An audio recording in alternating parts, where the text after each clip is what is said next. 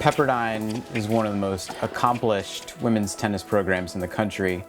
Last season, you became the first person in program history to be ranked #1 in the country. Describe to me what that felt like to reach that milestone.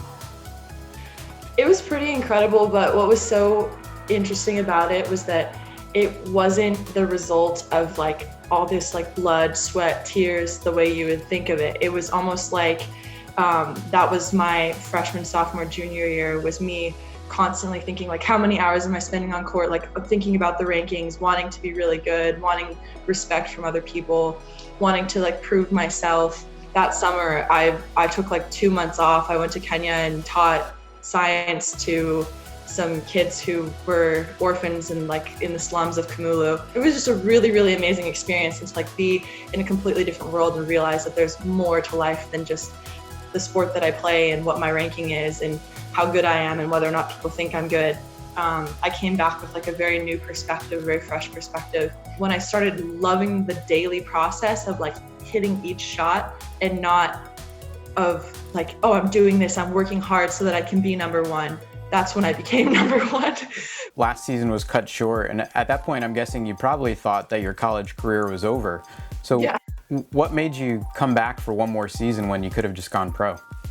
Well, I think it was a combination of a bunch of different things.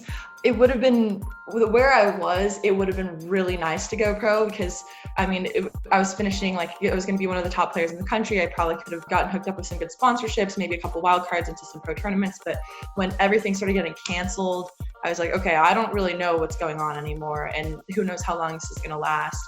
But I know that Pepperdine is the best place for me to train. I have 3 coaches with our volunteer assistant that I absolutely love, a fitness trainer that I absolutely love, a team that I am best friends with, and I'm living in Malibu. And I love the school. Like, I love taking classes. If I can get one more semester here, why not, you know? So it was just a combination of like, wow, this is a really great option. And the other one, like, we don't know what's going on, so might as well get another 4 good months. Like, who knows what level I can get to with 4 more months here. Well, so you come back, you're still ranked #1 in the country. Depending on how many matches you play, you might become the winningest player in school history. You're the only wave to reach the finals of the NCAA singles tournament. Is there sort of one stat that you're most proud of in your career? I honestly, I don't want to like be super negative about it, but as soon as I get into like the mindset of stats and wins and losses and all that, I lose my freedom of playing, and it just doesn't, it's no longer fun.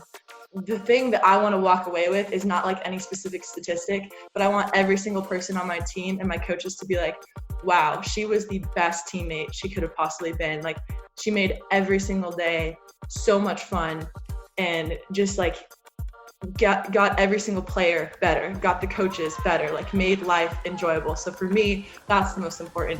And I know that sounds like super cheesy, but that's just how I feel.